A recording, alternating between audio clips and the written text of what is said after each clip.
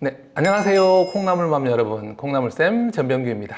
네, 오늘은 콩나물쌤이 나서서 물어봐 드리는 콩나물 인터뷰 시간인데요. 14년차 초등학교 교사이시자 신문 활용 교육을 계속 해오고 계시는 최선민 작가님을 모셨습니다. 작가님, 안녕하세요. 안녕하세요. 네, 저희 시청자 여러분께 인사 말씀 부탁드리겠습니다. 네, 저는 14년차 초등교사이고요. 초등학생 두 남매를 키우고 있는 엄마이기도 한 최선민이라고 합니다. 저는 논술 수업과 학부모 강사를 하고 있고 자몽쌤이라는 이름으로 활동하고 있습니다. 네, 선생님, 비문학 텍스트의 읽기로 신문을 먼저 시작하자 이렇게 말씀하셨거든요. 굉장히 다양한 비문학 텍스트가 있는데 신문 읽기로 시작하자는 이유가 뭘까요? 일단 신문 읽기는 우리 생활에서 접할 수 있는 정말 실용적인 지식들이 들어있는 텍스트라고 생각을 하고요. 배경 지식을 확장할 수 있는 가장 좋은 매개체라고 생각을 해요. 우리가 여행 같은 거를 갈 때도 그 역사적 배경이나 이런 거에 대해서 아는 곳을 가면은 굉장히 더 재미있게 느껴지잖아요. 그런 것처럼 우리 일상생활에 있는 지식들을 많이 알고 그게 이제 교과서나 이런 학습으로 이어졌을 때 학생들이 공부를 더 재밌어 할 수 있거든요. 그래서 그렇게 배경 지식을 확장할 수 있고 우리 일상과 맞닿아 있다는 점에서 신문이 아주 좋은 매개체라고 생각을 하고요. 무엇보다 또 시의성이 있는 텍스트라고 생각을 합니다.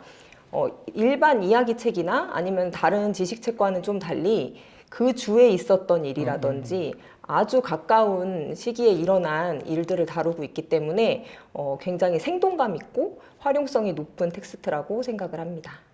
흥미도 면에서도 아이들 중에서 이야기책을 좀 싫어하는 아이들이 있어요. 그러니까 혹시 그런 뭐 문학파라고 하죠. 문학파 아이들이 있고 좀 비문학을 좋아하는 또 그런 아이들이 있어요.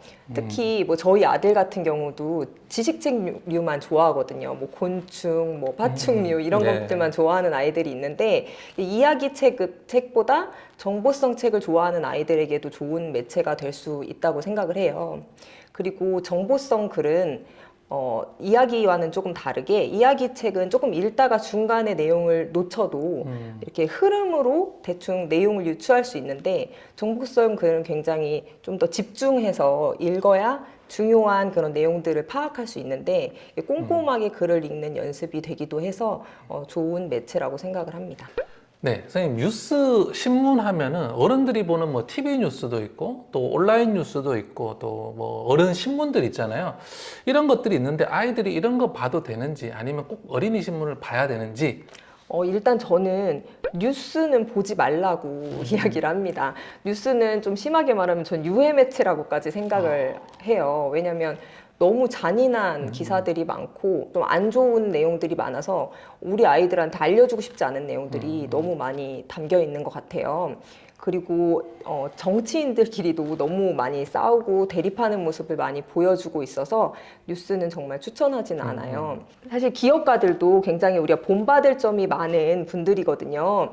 자신의 삶을 주체적으로 사시고 또 사회에 부가가치를 창출하는 이런 멋진 기업가들도 정말 많은데 뉴스에서 소개되는 기업가들은 부정부패를 저지른다든지 이런 좀 안 좋은 모습이 너무 많이 나와요. 그러다 보면 아이들이 그 기업가에 대한 좋은 인식보다는 나쁜 인식을 또 가질 수 있고 어떤 사회에 대한 반감이라고 해야 되나? 그런 마음을 갖게 될 수가 있다고 생각을 해요. 그래서 뉴스를 보는 것은 권장하지 않고요. 어른 신문 보는 것도 저는 약간 권장하진 않아요. 왜냐면 어른 신문들은 아시겠지만 그 신문사에 따라 논조가 굉장히 뚜렷하게 나뉘어져 있잖아요. 그래서 그런 것보다는 어린이 신문에는 굉장히 중립적으로 나와 있거든요. 보수적이거나 진보적인 그런 신문사에서 만든 신문이라고 할지라도 어린이 신문에는 그런 논조를 막 뚜렷하게 하지 않고 좀 객관적인 내용들을 실기 때문에 저는 그런 좀 너무 부정적인 내용 그리고 너무 정치적인 내용이 좀 많이 순화된 어린이 신문을 읽는 것을 추천합니다. 네, 선생님, 근데 신문하면 초등학생에게는 좀 어렵지 않나 이런 선입견? 그런 생각도 있는데요. 한 몇 학년부터 신문 읽기 추천하실까요? 신문 읽기는 일단 어린이 신문 자체가 고학년들을 타겟으로 나와 있는 경우가 많아요. 그래서 4, 5, 6학년한테 이제 추천을 하는 경우가 많은데요. 저희 딸 같은 경우는 이제 1학년 때부터 제가 구독을 했어요. 근데 그거를 뭐 꼼꼼히 읽으려고 하면 당연히 1학년들한테 너무 어렵고 그냥 엄마가 옆에서 재미있게 읽으면 제목만 보다가 뭐 좋아하는 관심 있는 기사 한두 개 읽다가 점점 이제 읽어가 나가는 개수가 많아지면 되거든요. 그렇기 때문에 뭐 어리기 때문에 시작 못한다 이렇게 생각하지는 않고 적정한 나이는 이제 고학년이라고 생각을 합니다.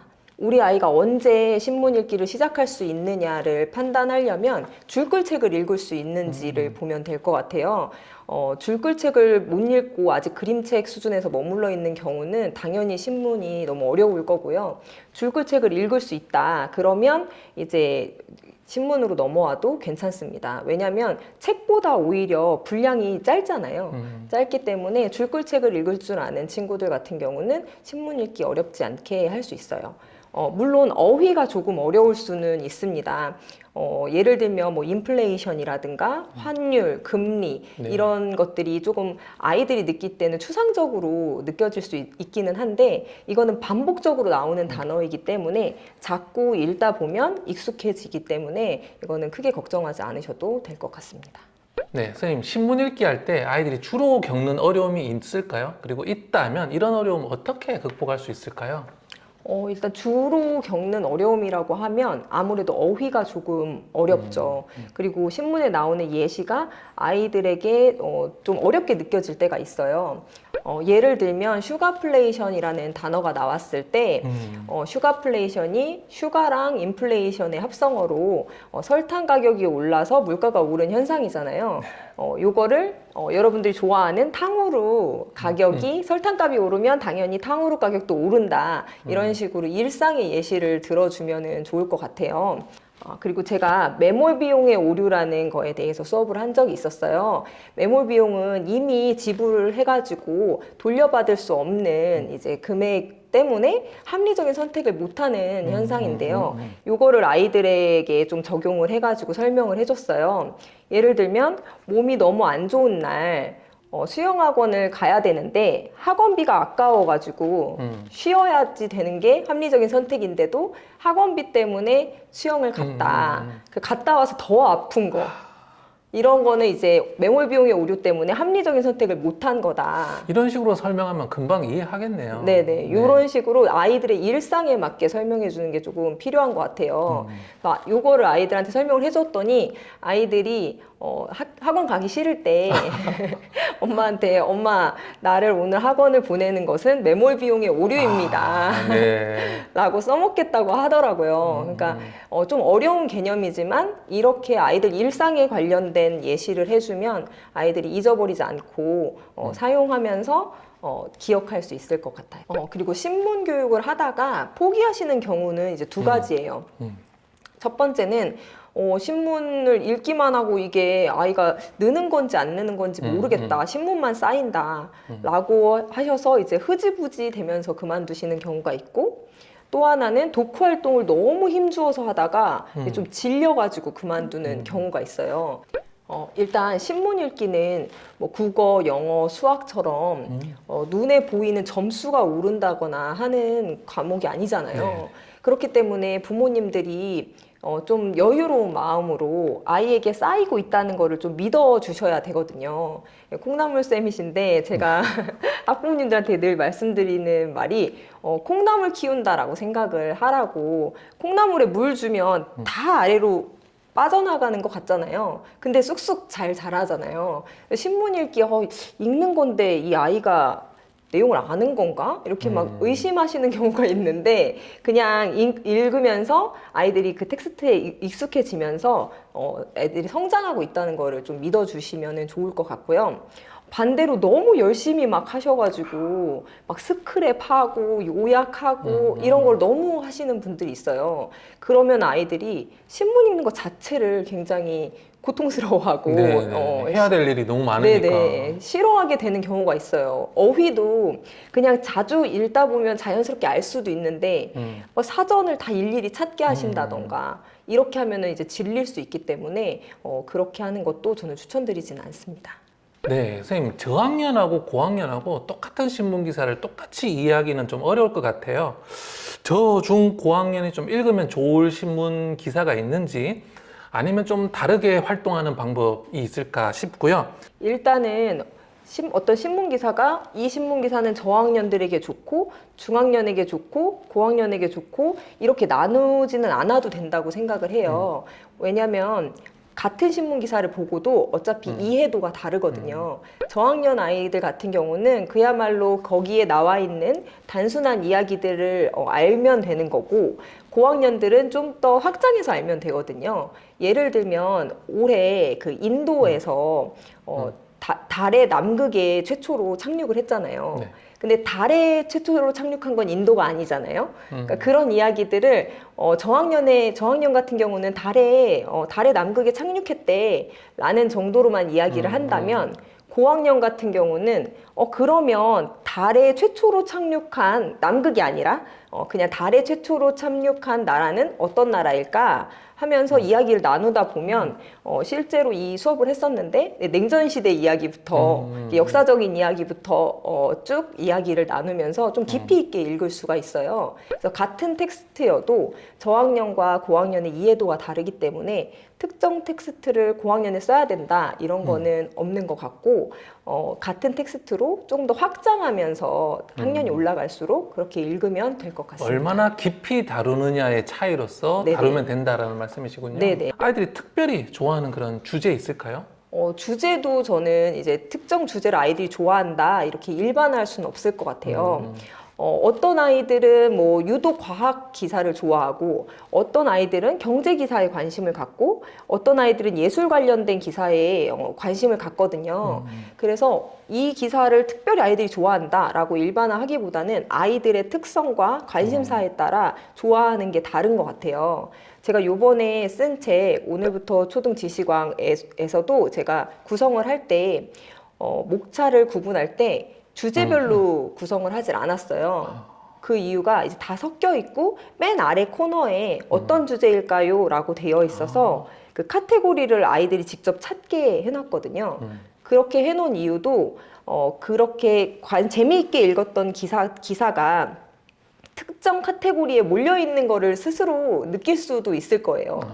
읽다 보면 나는 이거 너무 재미있게 읽었는데 과학 기사네? 라고 체크를 하다 보면은 아이들이 나는 이거에 관심이 있구나 이런 거에 더 깊이 알고 싶구나 이런 것도 스스로 느낄 수 있을 것 같아서 그렇게 구성을 해보았습니다. 그동안에 학교에서도 그 신문 활용 수업 계속 해오셨잖아요. 학교에서 어떤 식으로 주로 이런 활동들을 하셨는지, 그리고 가정에서 우리 부모님들이 직접 따라할 수 있는 방법 좀 알려주시면 좋을 것 같아요. 이제 신문을 읽기만 하면 좀 남는 게 없다는 느낌을 받을 수 있어요. 그리고 너무 이제 읽고 쓰고 막 이렇게 하면은 아이들이 신문 읽는 거에 거부감을 가질 수 있기 때문에 대화하고 토론하는 식으로 운영을 많이 하거든요. 그냥 수다 떨듯이 각자 읽어보고 재밌었던 기사를 이야기를 나눠보면 아이들이 다 재밌었던 기사들이 좀 달라요. 그래서 서로 재밌었던 기사에 대해서 이야기를 나누고 같은 주제라고 할지라도 아이들의 생각이 굉장히 다르거든요. 예를 들면은 노키즈존에 대한 기사가 있었는데 이거에 대해서 이제 찬성, 반대에 대해서 이야기를 했는데 대부분의 아이들은 자기들이 키즈이기 때문에 노키즈존에 반대를 해요. 들어가고 싶다. 네네. 우리 들어가고 싶은데 왜 못 들어가게 하냐 이런 의견인데 이제 부모님이 자영업을 하시면서 이제 그런 고통을 받으신 분들은 이렇게 아이들은 찬성을 하는 경우가 있어요. 노키즈존 있어야 된다. 노키즈존 있어야 된다고 찬성을 하면서 이제 막 사례도 얘기해주고 이러면 아이들이 또 굉장히 수긍을 하더라고요. 그래서 다양한 입장들이 있기 때문에 이런 거를 대화를 하다 보면 아이들이 그냥 읽는 것보다는 훨씬 기억에 남고 막 쓰는 것처럼 이렇게 힘들고 고통스러운 과정이라고 생각하지 않고 되게 재밌고 수다 떠는 것으로 생각하면서 재미있게 받아들일 수 있는 것 같아요. 그런 것과 비슷하게 가정에서도 부모님이 같이 신문을 읽어주셔야 돼요. 같이 읽고 어떤 기사가 재밌었는지도 이야기를 나눠보고 그 주제에 관해서 재미있게 이야기 나누고 너 왜 그렇게 생각해? 엄마는 그렇게 생각 안 하는데? 하면서 서로 이야기도 나누면은 너무 좋을 것 같아요. 많은 부모님들이 하브루타 그 토론식 수업이나 토론식 교육에 관심을 많이 갖고 계신데 아마 신문 읽고 이런 활동을 하면 자연스럽게 그런 하브루타식 수업이 되지 않을까 생각을 합니다. 네, 하브루타식 대화의 예시를 들자면 아까 그 노키즈존 이야기도 했지만 이제 예를 들면 얼마 전에 그 돼지 심장을 이식받은 환자가 2달 정도 살다가 사망하는 기사가 있었어요. 근데 그런 기사를 보면서 아이들과 이제 우리 이제 미래에 그렇게 동물의 심장이나 다른 장기들을 이식받아서 사람의 수명이 획기적으로 늘어날 수 있다는 이야기를 했었는데 이 이야기를 하면서 과연 동물의 심장이나 장기를 이렇게 빼와서 인간이 가져가는 게 옳은 일인가? 동물의 권리, 동물의 생명권은 그렇게 함부로 쓰여져도 되는 것인가에 대한 이야기도 해볼 수 있고요. 내가 만약에 이제 이식을 받아야 되는 상황이라면 나는 그렇게 이식을 받아서 오랫동안 사는 것을 원하는가 이런 거에 대한 이야기도 아이들하고 해보면 깊이 있는 이야기를 할 수 있지 않을까 생각합니다. 그러면 신문 기사에 대해서 굉장히 개인적인 입장으로도 생각을 해보고 네. 깊이 있는 토론, 하브루타가 될 수 있겠네요. 네, 오늘은 신문을 활용한 독서 교육을 이야기해 주신 자몽쌤, 최선민 작가님이랑 이야기 나눠봤는데요. 신문 활용 잘 한번 해보셨으면 좋겠고요. 또 이런 신문 기사와 활동이 필요하시다면 오늘부터 초등지식왕 이 책을 보셔도 좋겠습니다. 네, 선생님 오늘 좋은 말씀 나눠주셔서 감사합니다. 감사합니다.